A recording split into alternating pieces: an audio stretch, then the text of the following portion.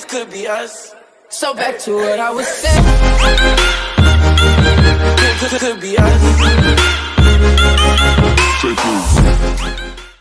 Hello traders, my name is Gaurav Pandey and welcome to stocks. So इस video में हम discuss करने जा रहे हैं टेक्निकल इंडिकेटर्स के बारे में। मैं एक नई सीरीज़ फिर से स्टार्ट कर रहा हूँ। इससे पहले मैंने फिबोनाची की सीरीज़ करी थी, उसका लिंक आपको डिस्क्रिप्शन में मिल जाएगा और बाद में मैं आपको आई बटन में भी लिंक दे दूंगा, आप वो सीरीज़ देख सकते हैं। बहुत कमाल की सीरीज़ थी फिबोनाची की और बहुत अच्छा रिस्पॉन्स भी मुझे मिला है।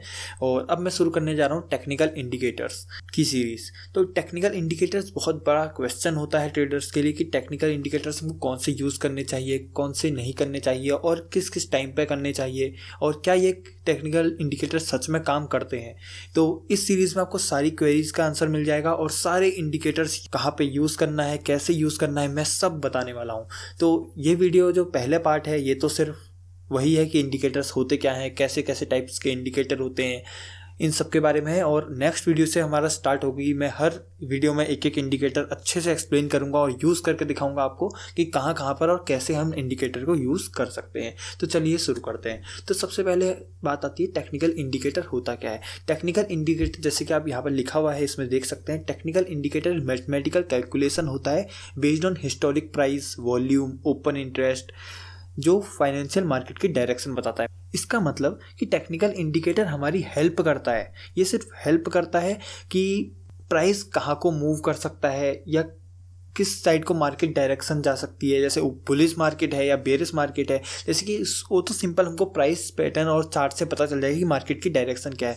बस एक कंफर्मेशन के लिए हम यूज़ करते हैं टेक्निकल इंडिकेटर्स। तो सिंपल सी लैंग्वेज आपको मैं बताऊँ, टेक्निकल इंडिकेटर्स मैथमेटिकल कैलकुलेशन के हिसाब से या ओपन इंटरेस्ट और वॉल्यूम के साथ मिलके बनता है और ये मार्केट की डायरेक्शन और बहुत सारी चीज़ें हैं जो हमको अच्छे से बता देता है।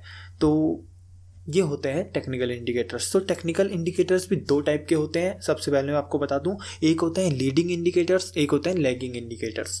तो जैसे कि आपको नाम से पता चल रहा है, लीडिंग मतलब जो लीड करते हैं। लीडिंग इंडिकेटर क्या हुआ है? लीडिंग इंडिकेटर इसका मतलब जैसे कि प्राइस अभी हमारा है, मान लीजिए 10 दिसंबर को 11:30 पे इस समय हमारा प्राइस चल रहा है। तो और हमको पता करना है कि दिन में 2 बजे प्राइस कहाँ पर रहेगा, कौन सा इसका सपोर्ट रेजिस्टेंस रह सकता है, तो हमको ये पता करना है। तो वो काम करेंगे लीडिंग इंडिकेटर। लीडिंग इंडिकेटर मतलब जो प्राइस से पहले चलते हैं। जैसे कि मैं आपको बताऊँ, पिवट पॉइंट्स हो गए, CPR हो गया, ये जो इंडिकेटर्स हैं ये हमको पहले से सपोर्ट रेजिस्टेंस बना के दे देते हैं। जैसे कि मान लीजिए प्राइस यहाँ पर चल रहा है और पिवट पॉइंट्स में हमको पहले से सपोर्ट रेजिस्टेंस बन के मिल जाएंगे। तो ये हो गया हमारा लीडिंग इंडिकेटर, क्योंकि ये प्राइस से पहले हमको बता दे रहा है कि यहाँ पर सपोर्ट है, यहाँ पर रेसिस्टेंस है। और लैगिंग इंडिकेटर्स क्या होते हैं? लैगिंग इंडिकेटर्स वो इंडिकेटर्स होते हैं जो प्राइस के साथ साथ या प्राइस के बाद मूव देते हैं। जैसे कि EMA लाइन हो गई। जैसे कि मान लीजिए प्राइस अभी हमारा चल रहा है इस लेवल पे 15 पे चल रहा है, 3 बज रहे हैं 20 दिसंबर के, और उसके बाद जो हमारी EMA लाइन है वो भी हमारी यहीं पर पहुंची होगी। EMA हो गया, RSI हो गया, MACD हो गया, ये जो भी इंडिकेटर्स हैं ये लैगिंग इंडिकेटर्स हैं, क्योंकि ये प्राइस के साथ साथ या प्राइस के बाद मूव करते हैं। हमको प्राइस मान लीजिए अभी दिन के 3 बज रहे हैं, तो हम उसके बाद का मूव RSI में देख के नहीं बता सकते कि RSI कहाँ को जाने वाला है। वो प्राइस के साथ साथ या बाद में ही मूव करेंगे। लेकिन पिवट पॉइंट्स और CPR जो लीडिंग इंडिकेटर हैं वो हमको बता देंगे कि यहाँ पर सपोर्ट है, यहाँ पर रेजिस्टेंस है। वो प्राइस से पहले ही रिएक्ट कर चुके होते हैं। तो ये होते हैं लीडिंग और लैगिंग इंडिकेटर्स। तो एक चीज़ हमको इसमें और देखने को मिलती है कि टाइप्स ऑफ इंडिकेटर्स, मतलब इंडिकेटर्स भी 4 टाइप्स के होते हैं। एक होते हैं ट्रेंड इंडिकेटर्स, एक होते हैं मोमेंटम इंडिकेटर्स, एक होते हैं वॉलेटिलिटी इंडिकेटर्स और एक होते हैं वॉल्यूम इंडिकेटर्स। तो सबसे पहले हम बात करते हैं ट्रेंड इंडिकेटर्स के बारे में। तो नाम से ही आपको पता लग रहा होगा कि ट्रेंड इंडिकेटर्स होते क्या हैं। ट्रेंड मतलब एक ट्रेंड, मार्केट की डायरेक्शन। ट्रेंड इंडिकेटर्स वो इंडिकेटर्स होते हैं जो मार्केट की हमको डायरेक्शन बताते हैं। जैसे कि सबसे सिंपल इसका एग्जांपल है EMA, एक्सपोनेंशियल मूविंग एवरेज, या मूविंग एवरेज भी आप सिंपल कह सकते हैं। मूविंग एवरेज हमको मार्केट की डायरेक्शन बताता है। तो जैसे कि मान लीजिए प्राइस हमारा एक अप ट्रेंड में चल रहा है, ये रहा हमारा अप ट्रेंड में प्राइस चल रहा है, तो हमारे EMA भी इसके साथ साथ ऐसे ऐसे करके चलेगा। तो ये हमको मार्केट की डायरेक्शन बता रहा है। इसका मतलब ये हमको बुलिश डायरेक्शन मार्केट की बता रहा है कि मार्केट अभी बुलिश चल रही है। तो ये है ट्रेंड इंडिकेटर्स, ये ट्रेंड बताते हैं मार्केट का। अगर मान लीजिए यहाँ से हमको डाउन ट्रेंड देखने को मिल रहा है तो EMA भी हमारा ऊपर डाउन ट्रेंड में ही चलेगा। तो इसका मतलब ये भी हमारा अभी ट्रेंड इंडिकेटर, ये हमको डाउन ट्रेंड चल रहा है मार्केट में, ये हमें बता रहा है। सेकंड जो इंडिकेटर है वो है मोमेंटम इंडिकेटर। मोमेंटम इंडिकेटर मतलब जो मोमेंटम बताते हैं, जैसे कि बहुत अच्छा एग्जांपल मैं आपको इसका दूंगा, और सबसे अच्छा एग्जांपल मोमेंटम इंडिकेटर्स का है RSI, रिलेटिव स्ट्रेंथ इंडेक्स। तो रिलेटिव स्ट्रेंथ इंडेक्स क्या बताता है, ये बताता है हमको प्राइस की स्ट्रेंथ और वीकनेस।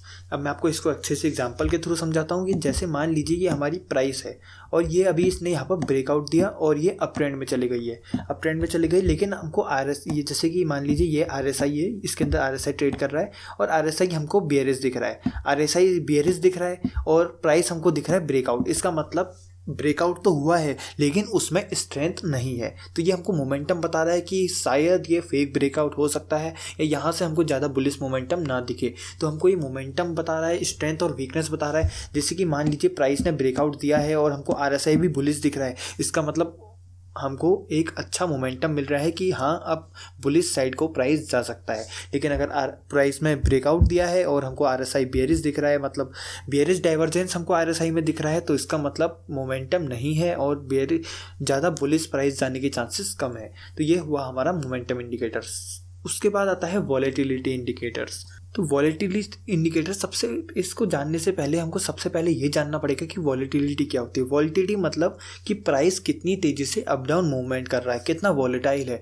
अगर मान लीजिए प्राइस बहुत ज़्यादा अप डाउन मूवमेंट कर रहा है, बहुत जल्दी अप डाउन मूवमेंट कर रहा है, अचानक से सडन मूव्स आ रहे हैं, तो इसका मतलब मार्केट बहुत ज़्यादा वॉलेटाइल है। और अगर प्राइस बहुत स्लो मूवमेंट कर रहा है, ज़्यादा सडन मूवमेंट्स नहीं आ रहे हैं, तो इसका मतलब प्राइस अभी बिल्कुल भी वॉलेटाइल नहीं है। तो इसका सबसे अच्छा एग्जांपल होता है बॉलिंजर बैंड्स हो गया, ATR हो गया, एवरेज ट्रू रेंज। तो अब मैं आपको बताता हूँ ये कैसे इस्तेमाल करते हैं। जैसे कि बॉलिंजर बैंड्स तो आपको मैं अगले टॉपिक्स आएंगे उसमें आपको बताने वाला हूँ बॉलिंजर बैंड्स। बस इसका मेरा वॉलेटिलिटी इंडिकेटर्स का समझाने का मतलब यही है कि जैसे ही प्राइस अगर बहुत सडन मूव नहीं आ रहे हैं, मार्केट में बहुत स्लो मूव्स आ रहे हैं, मतलब सडन प्राइस चेंज नहीं हो रहा, बहुत धीरे धीरे प्राइस चल रहा है, इसका मतलब वॉलेटिलिटी कम है। और अगर प्राइस बहुत ज़्यादा मूवमेंट दिखा रहा है, बहुत सडन मूव्स आ रहे हैं, इसका मतलब वॉलेटिलिटी बहुत ज़्यादा है। तो यही बताते हैं हमको वॉलेटिलिटी इंडिकेटर्स। और इसके एग्जांपल है ATR हो गया और बॉलिंजर बैंड्स। तो लास्ट आता है वॉल्यूम इंडिकेटर्स। वॉल्यूम इंडिकेटर सबसे नॉर्मल इंडिकेटर है। ये वॉल्यूम इंडिकेटर्स का सबसे बेस्ट एग्जांपल वॉल्यूम, मैं आपको लगा के दिखाता हूँ। ये रहा वॉल्यूम। तो ये जो आपको वॉल्यूम के बार्स दिख रहे हैं, यही है वॉल्यूम इंडिकेटर। जैसे कि, और ये सबसे यूजफुल इस काम के लिए होता है क्योंकि जब भी कोई ब्रेकआउट होता है तो हम सबसे पहले चेक करते हैं कैंडल का वॉल्यूम। अगर वॉल्यूम बहुत ज़्यादा है, सडन वॉल्यूम इंक्रीज आया है वॉल्यूम में, तो इसका मतलब बहुत अच्छी क्वांटिटी में प्राइस में ट्रेड हुआ है और वो सक्सेसफुल ब्रेकआउट हो सकता है। तो वॉल्यूम इंडिकेटर्स बहुत यूज़ के होते हैं। वॉल्यूम इंडिकेटर से एक होता है सिंपल वॉल्यूम। आप वॉल्यूम हर बार वॉल्यूम यूज़ कर सकते हैं क्योंकि वॉल्यूम बहुत ज़्यादा यूज़फुल इंडिकेटर है। आप जब भी कोई ब्रेकआउट होता है या कुछ भी होता है तो आप वॉल्यूम से पता लगा सकते हैं कि यह फेक ब्रेकआउट है या अच्छा ब्रेकआउट है।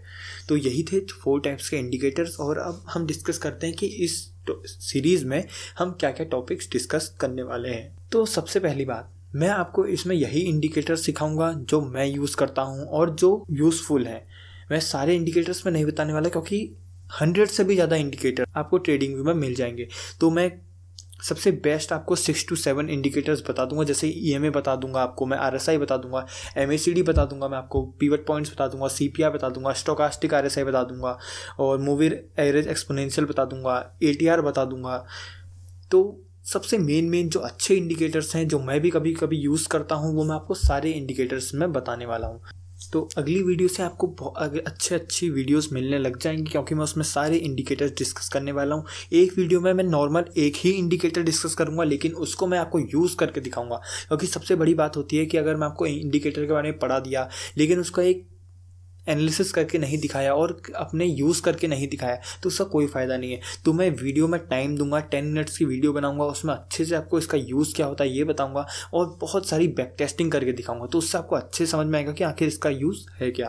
तो यही था इस वीडियो में आपको बताना चाहता था कि इंडिकेटर्स होते क्या हैं, टाइप्स ऑफ इंडिकेटर्स क्या होते हैं और इंडिकेटर्स कैसे कैसे हम यूज़ करते हैं। इंडिकेटर्स हम यूज़ क्यों करते हैं ये भी आपको पता है। इंडिकेटर्स हम तभी यूज़ करते हैं क्योंकि हमको एक श्योरिटी चाहिए। नॉर्मल आप इंडिकेटर्स के बेसिस पर ट्रेड नहीं ले सकते, आपको एक प्राइस के साथ श्योरिटी मिल जाती है अगर इंडिकेटर का भी हमको सपोर्ट मिलता है तो। पर इंडिकेटर मतलब नाम से पता लग रहा है इंडिकेट करते हैं, ये हमको सिर्फ इंडिकेट करते हैं कि सपोर्ट करते हैं कि प्राइस के साथ अगर इंडिकेटर ने बुलिश मूव दिया है तो इसका मतलब बुलिश जाने के चांसेस 1% ज़्यादा हो जाती हैं।